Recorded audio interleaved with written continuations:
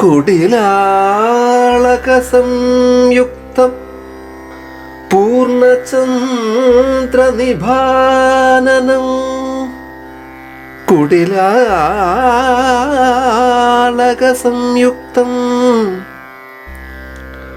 പൂർണ്ണചന്ദ്രനിഭാനനം.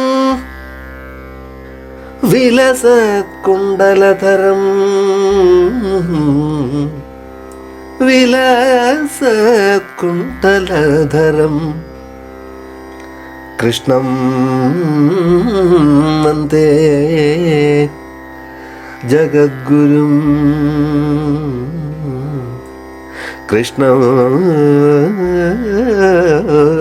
വന്ദേ ജഗദ്ഗുരും.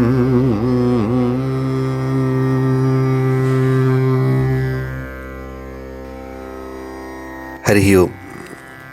സുഹൃത്തുക്കളെ, ഇന്നലെ നമ്മൾ പ്രഥമസ്കന്ധം 4-ാം അധ്യായത്തിൽ പറഞ്ഞു നിർത്തിയത് വേദങ്ങളെ 4ആയി പകുത്തിട്ടും അത് തൻ്റെ ശിഷ്യന്മാർക്ക് പറഞ്ഞു കൊടുക്കുകയും അവർ തുടർന്ന് തങ്ങളുടെ ശിഷ്യപരമ്പരകളെ അത് പഠിപ്പിക്കുകയും അവരത് പ്രചരിപ്പിക്കുകയും ചെയ്തിട്ടും മനസ്സിന് എന്തോ ഒരു അതൃപ്തി ശ്രീ വേദവ്യാസൻ അനുഭവപ്പെട്ട് അദ്ദേഹം സരസ്വതി നദിയുടെ തീരത്ത് വന്ന് ദുഃഖിച്ചിരിക്കുകയാണ്. സത്യത്തിൽ ആ ദുഃഖത്തിൻ്റെ കാരണം പോലും അദ്ദേഹം അറിയുന്നുണ്ടായിരുന്നില്ല. അങ്ങനെ ഇരിക്കെ ആ സമയമാണ് അവിടെ നാരദ മഹർഷി എത്തിച്ചേരുന്നത്. അവിടെ വരെയാണ് നമ്മൾ കഴിഞ്ഞ അധ്യായത്തിൽ പറഞ്ഞു നിർത്തിയത്. ഇന്ന് 5-ാം അധ്യായത്തിൽ നമ്മൾ കാണാൻ പോകുന്നത് നാരദൻ വേദവ്യാസൻ അനുഭവിച്ചു കൊണ്ടിരിക്കുന്ന ആ മനോവ്യഥ എന്താണെന്ന് അദ്ദേഹത്തെ ധരിപ്പിക്കാൻ വേണ്ടി ശ്രമിക്കുന്നതാണ്. ശൗനകാദി മഹർഷികളോട് സൂതൻ പറയുകയാണ്. അങ്ങനെ അവിടെ എത്തിച്ചേർന്ന ദേവർഷി നാരദർ യഥോചിതം ഉപവിഷ്ടനായതിനു ശേഷം ബ്രാഹ്മണ ഋഷിയായ വ്യാസരെ അധിസംബോധന ചെയ്തുകൊണ്ട് ചോദിച്ചു: അല്ലയോ പരാശരപുത്ര, ശരീരത്തെയോ മനസ്സിനെയോ ആത്മസാക്ഷാത്കാരത്തിൻ്റെ ഉപാധിയായി അറിയുന്നതിൽ അങ്ങയുടെ അഭിപ്രായം എന്താണ്? അക്കാര്യത്തിൽ അങ്ങയ്ക്ക് ഒട്ടും തന്നെ സന്ദേഹം ഉണ്ടാകാൻ വഴിയില്ല. കാരണം വേദങ്ങളുടെ വിപുലീകരിച്ച വസ്തുതകൾക്കൊപ്പമാണ് അങ്ങ് മഹാഭാരതമാകുന്ന പുരാണം നിർമ്മിച്ചത്. അങ്ങയുടെ അന്വേഷണം തികച്ചും പൂർണ്ണമാണ്. പരമാത്മ തത്വത്തെക്കുറിച്ചും അതിൻ്റെ അറിവിനെക്കുറിച്ചും അങ്ങ് ഉള്ളവണ്ണം തന്നെ പ്രതിപാദനം ചെയ്തിട്ടുമുണ്ട്. എന്നിട്ടും നിർവഹിക്കപ്പെടാത്ത എന്തിനു വേണ്ടിയാണ് അങ്ങ് ഇങ്ങനെ പരിവേദനം ചെയ്യുന്നത്? നാരദരുടെ ആ ചോദ്യം കേട്ട് വ്യാസർ പറഞ്ഞു: അവിടുന്ന് പറഞ്ഞതെല്ലാം പരമാർത്ഥം തന്നെയാണ്. എന്നിരുന്നാലും എൻ്റെ മനസ്സിനെ എന്തോ വല്ലാതെ അലട്ടുകയാണ്. ഈ ദുഃഖത്തിൻ്റെ അവ്യക്തമായ മൂലകാരണം അങ്ങെനിക്ക് പറഞ്ഞു തരണം. എല്ലാ രഹസ്യങ്ങളും അവിടുന്ന് അറിയുന്നവനാണ്. അങ്ങ് സൃഷ്ടിസ്ഥിതി സംഹാരങ്ങളുടെ പരമകാരണനും ത്രിഗുണാതീതനുമായ ആ ഭഗവാന്റെ പരമഭക്തനാണ്. അവിടുന്ന് എങ്ങെങ്ങും സഞ്ചരിച്ചു കൊണ്ടിരിക്കുന്നു. അങ്ങ് വായുവിനെ പോലെ സകല ഹൃദയങ്ങളിലും തുളച്ചു കയറാൻ കഴിവുള്ള അന്തര്യാമിയാണ്. കാര്യകാരണത്തെ കുറിക്കുന്ന ആ അധ്യാത്മവിദ്യയിൽ മുങ്ങിയിട്ടും എൻ്റെ ഉള്ളിൽ ഇപ്പോഴുള്ള ആ ന്യൂനത അങ്ങ് വ്യക്തമാക്കി തന്നാലും. അത് കേട്ട് നാരദമുനി പറയുകയാണ്: താങ്കൾ ഇതുവരെ ഭഗവാൻ ശ്രീഹരിയുടെ അമലമായ മഹിമയെക്കുറിച്ചൊന്നും തന്നെ പറഞ്ഞിട്ടില്ല. അവിടത്തെക്കുറിച്ച് പ്രതിപാദിക്കാത്ത ഈ ദർശനങ്ങളെല്ലാം തുച്ഛമായതത്രേ. ധർമാർത്ഥ കാമമോക്ഷത്തെക്കുറിച്ചും അവയുടെ ഉദ്ദേശ ലക്ഷ്യങ്ങളെക്കുറിച്ചും അങ്ങ് വീണ്ടും വീണ്ടും ഉദ്ഘോഷിക്കുന്നു. അതുപോലെ ഭഗവാൻ വാസുദേവൻ്റെ മഹിമയെ അനുവേലം വർണ്ണിക്കേണ്ടതുണ്ട്. പ്രപഞ്ചം മുഴുവൻ പവിത്രമാക്കുന്ന ആ ഭഗവാന്റെ മഹിമയെക്കുറിച്ച് വർണ്ണിക്കാത്ത വാക്കുകളെല്ലാം തന്നെ പശുക്കളുടെ തീർത്ഥാടന കേന്ദ്രം പോലെയാണ്. ആധ്യാത്മിക ലോകത്തിൽ ജീവിക്കുന്ന സാധുജനങ്ങൾ അവയിൽ ഒരാനന്ദവും കാണുന്നില്ല. അനന്തനായ ആ ഭഗവാനെ വർണ്ണിക്കുന്ന ഓരോ ശ്ലോകവും വ്യത്യസ്തങ്ങളാണ്. ആ വാക്കുകൾ ഭക്തന്മാരിൽ ഒരു വിപ്ലവം തന്നെ സൃഷ്ടിക്കുന്നു. അങ്ങനെയുള്ള ആധ്യാത്മിക സാഹിത്യങ്ങൾ ഒരു പക്ഷേ അനിയതമാണെങ്കിൽ പോലും അവർ അത് കേൾക്കുകയും പാടുകയും സ്വീകരിക്കുകയും ചെയ്യുന്നു. ഭക്തിഭാവഹീനമായ ആധ്യാത്മിക ജ്ഞാനം പോലും ശോഭനമല്ല. അങ്ങനെയിരിക്കെ ഭഗവതർപ്പണമല്ലാത്ത ഏതൊരു കർമ്മത്തിനും പിന്നെ എന്ത് പ്രസക്തിയാണ് ഇവിടെയുള്ളത്? അല്ലയോ വ്യാസദേവ, അങ്ങ് പരമഭാഗ്യവാനും ശുദ്ധനും കീർത്തിമാനും സത്യധർമ്മങ്ങളിൽ അധിഷ്ഠിതനുമാണ്. ലോകാനുഗ്രഹത്തിന് വേണ്ടി അങ്ങ് ലോകാതീതനായ ഭഗവാനെക്കുറിച്ച് പറയുക. ആ ഭഗവാനെക്കുറിച്ചല്ലാതെ മറ്റെന്തു പറയാൻ ആഗ്രഹിച്ചാലും അത് കാറ്റിൽ അകപ്പെട്ട തോണി എന്നതുപോലെ നാമരൂപങ്ങളിൽ മഗ്നമായി മനസ്സിനെ ഇളക്കിമറിച്ചുകൊണ്ടിരിക്കും. സ്വാഭാവികമായും അർത്ഥകാമന്മാരായ സാധാരണ ജനങ്ങളെ ധർമ്മപരിപാലനാർത്ഥം അങ്ങ് പഠിപ്പിച്ച ഈ അനുശാസനങ്ങളെല്ലാം ജുഗുപ്സിതവും ഉല്ലംഘിതവുമാണ്. അത് താങ്കളാൽ പറയപ്പെട്ടതിനാൽ അതിനെ ഉപേക്ഷിച്ച് അവരാരും തന്നെ നിർവ്വാണപദത്തിനായി യത്നിക്കുകയുമില്ല. ലൗകിക വിഷയങ്ങളിൽ നിന്നകന്നു നിൽക്കുന്ന വിരാഗികൾക്ക് മാത്രമേ അനന്തനായ ആ ഭഗവാന്റെ മഹിമയെ വർണ്ണിക്കാനാവൂ. അതുകൊണ്ട് അല്ലയോ വ്യാസരെ, വിഷയങ്ങളിൽ ബന്ധപ്പെട്ട അജ്ഞാനികൾക്ക് ഭഗവാന്റെ മഹിമയെ വർണ്ണിച്ച് അവർക്ക് മോക്ഷപഥത്തെ കാട്ടിക്കൊടുക്കുക. എന്നാൽ ഭക്തിഹീനനായ ഒരുവൻ എത്ര കണ്ട് സ്വധർമ്മം ആചരിച്ചാലും അവൻ ഇഹത്തിലും പരത്തിലും യാതൊന്നും തന്നെ നേടുന്നില്ല. കോവിദന്മാർ ത്രൈലോക്യത്തിലും ലഭ്യമല്ലാത്ത പരമമായ ഗതിക്കു വേണ്ടിയാണ് യത്നിക്കേണ്ടത്.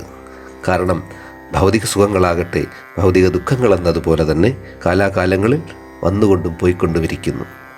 പ്രിയമുള്ള വ്യാസരെ, മുകുന്ദനെ പൂജിക്കുന്നവർ ഒരിക്കലും വിഷയങ്ങളിൽ ആസക്തരാകില്ല. കാരണം ഭഗവത് ഭക്തിരസം നുകർന്നിട്ടുള്ള ഒരു ഭഗവത് പ്രേമി ആ ഭക്തിയുടെ ആനന്ദം തന്നിൽ നിന്ന് അന്യമാക്കാൻ ഒരിക്കലും ആഗ്രഹിക്കുകയില്ല. വ്യത്യസ്തനായി തോന്നുന്നുവെങ്കിലും ആ ഭഗവാൻ തന്നെയാണ് ഈ വിശ്വം. ഇതിൻ്റെ ഉത്ഭവവും പ്രളയവും അവൻ തന്നെ നിയോഗിക്കുന്നു. അങ്ങ് ഇതെല്ലാം ഉള്ളവണ്ണം തന്നെ അറിയുന്നവനാണ്. ഞാൻ ആ പരമമായ സത്യത്തെ ഒന്ന് സംക്ഷേപിച്ചു പറഞ്ഞുവെന്ന് മാത്രം. ജഗദീശ്വരനായ ശ്രീകൃഷ്ണ പരമാത്മാവിൻ്റെ ലീലകളെക്കുറിച്ച് ആരും പറയാതെ തന്നെ അങ്ങ് അറിയുന്നു. കാരണം താങ്കൾ ജന്മരഹിതനാണെങ്കിലും ആ ഭഗവാന്റെ അംശാവതാരമായി ഈ ജഗത്തിൻ്റെ ക്ഷേമത്തിനു വേണ്ടി ഭൂമിയിൽ പ്രത്യക്ഷപ്പെട്ടിരിക്കുകയാണ്. അതുകൊണ്ട് അവിടുത്തെ അധ്യാത്മലീലകൾ അങ്ങ് വേണ്ട വിധം വർണ്ണിച്ചു പറയുക. ബ്രഹ്മചര്യയും വേദാധ്യയനവും മന്ത്രോച്ചാരണവും യാഗവും ദാനവുമൊക്കെ ആ ഉത്തമ ശ്ലോകൻ്റെ ആധ്യാത്മിക ചേഷ്ടാവർണ്ണനങ്ങളിൽ ജ്ഞാനികൾ നിരൂപിച്ചുറപ്പിച്ചിരിക്കുന്നു. അലയോ മുനെ, ഇനി ഞാൻ എൻ്റെ ചരിത്രത്തെക്കുറിച്ച് ഒരൽപ്പം പറയാം. കഴിഞ്ഞ ജന്മത്തിൽ ഞാൻ വേദവിത്തുക്കളായ കുറേ പണ്ഡിത ഋഷികളെ സേവിച്ചു ജീവിച്ചിരുന്ന ഒരു വീട്ടുജോലിക്കാരിയുടെ മകനായിരുന്നു. അങ്ങനെ കുറേ കാലം ഞാൻ ആ ഋഷികളെ സഹായിച്ചു ജീവിച്ചു. സർവഭൂതങ്ങളിലും സമചിത്തരായിരുന്ന ആ വേദാന്തികൾ എന്നിൽ കടാക്ഷിച്ചു. ഞാനോ ആത്മസംയമനം ചെയ്തുകൊണ്ട് കുട്ടിയായിരുന്നുവെങ്കിലും കളികളിലൊന്നും ഏർപ്പെടാതെ വികൃതികളൊന്നും കാട്ടാതെ അല്പഭാഷിയായി അവരോടൊപ്പം കൂടി. ദിവസം ഒരിക്കൽ മാത്രം ഞാൻ അനുവാദത്തോടെ ആ ഋഷികളുടെ ഉച്ഛിഷ്ടം കഴിച്ചു. അങ്ങനെ ഞാൻ സകല പാപങ്ങളിൽ നിന്നും മുക്തനായി. നിഷ്ഠയോടുകൂടി കൊച്ചു കൊച്ചു സഹായങ്ങൾ ചെയ്ത എന്നിൽ അവരുടെ കൃപാകടാക്ഷം പൊഴിഞ്ഞു. അല്ലയോ വ്യാസരെ, അങ്ങനെ അവരോടൊപ്പം കൂടിയതും എനിക്ക് ഭഗവാൻ ശ്രീകൃഷ്ണൻ്റെ കഥകൾ കേൾക്കാൻ അവസരങ്ങൾ ലഭിച്ചു. ദിവസങ്ങൾ കടന്നു പോകും തോറും എന്നിൽ ആ ഭഗവത് മഹിമാശ്രവണം ഭഗവാനിലേക്കുള്ള അഭിരുചിയുണ്ടാക്കി. ഭഗവാനിൽ എൻ്റെ ആസക്തി കൂടിക്കൂടി വന്നതോടെ ഒരു സത്യത്തെ ഞാൻ മനസ്സിലാക്കി. എന്തെന്നാൽ മനുഷ്യജീവിതത്തിലെ സകല ഏറ്റക്കുറച്ചിലുകൾക്കും കാരണം ആ ജഗദീശ്വരനോടുള്ള അജ്ഞാനം കലർന്ന സമീപനമാണ്. ശരത്കാലവും മഴക്കാലവും കഴിയുവോളം ആ ഋഷിവര്യന്മാരിൽ നിന്നും ഞാൻ ഭഗവാന്റെ ശുദ്ധമായ മഹിമകൾ കേട്ട് തുടർന്ന് എന്നിലുണ്ടായ ഭക്തിസ്രാവത്തിൽ എന്നിലെ രജോഗുണങ്ങളുടെയും തമോ ഗുണങ്ങളുടെയും ആവരണം നീങ്ങിക്കിട്ടി. ആ ഋഷികളിൽ ഭക്തി ചെയ്തു എൻ്റെ കർമ്മബന്ധങ്ങൾ ഒന്നൊഴിയാതെ ഇല്ലാതായി. മനസ്സും ശരീരവും അർപ്പിച്ച് അവരെ അനുഗമിച്ചതുവഴി എനിക്ക് ഇന്ദ്രിയ സംയമനം ചെയ്യാൻ സാധിച്ചു. ഒടുവിൽ അജ്ഞാനികളിൽ കാരുണ്യവാന്മാരായ ആ വേദാന്തികൾ പോകാനൊരുങ്ങവേ ഭഗവാൻ സ്വയമേവ പ്രഖ്യാപനം ചെയ്തിട്ടുള്ള ആ പരമാത്മരഹസ്യത്തെ അവർ എനിക്ക് ഉപദേശം ചെയ്തു. ആ പരമജ്ഞാനത്തിലൂടെ സൃഷ്ടിസ്ഥിതി സംഹാരകനായ ഭഗവാൻ ശ്രീകൃഷ്ണൻ്റെ മായാശക്തി വിശേഷത്തെ ഞാൻ മനസ്സിലാക്കി. ആ ജ്ഞാനം ഒരുവനെ തിരിച്ച് അവങ്കലേക്ക് തന്നെ എത്തിക്കുന്നു. അല്ലയോ ബ്രാഹ്മണനായ വ്യാസരെ, ഒരുവൻ്റെ സകല കർമ്മങ്ങളും ആ പരമാത്മപാദങ്ങളിൽ സമർപ്പിക്കുന്നതോടെ താപത്രയജന്യമായ സകല ദുഃഖങ്ങളിൽ നിന്നും അവൻ വിമുക്തനാകുന്നുവെന്ന് ജ്ഞാനികൾ ഘോഷിക്കുന്നു. ഹേ ധന്യാത്മാവേ, യാതൊന്നിനാൽ ഉണ്ടായ ഒരു രോഗം അതിനാൽ തന്നെ ചികിത്സിച്ച് ഭേദമാക്കാൻ കഴിയാറുണ്ടോ?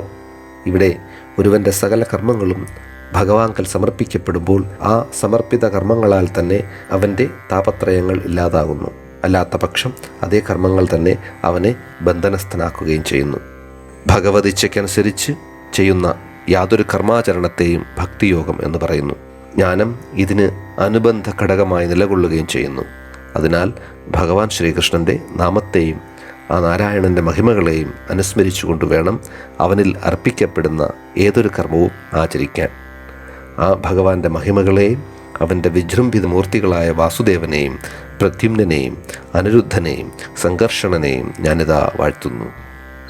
ഇങ്ങനെ രൂപരഹിതനായ ആ വിഷ്ണു ഭഗവാനെ ഓം എന്ന ശബ്ദബ്രഹ്മത്താൽ പൂജിക്കുന്നവനാണ് യഥാർത്ഥ ജ്ഞാനി.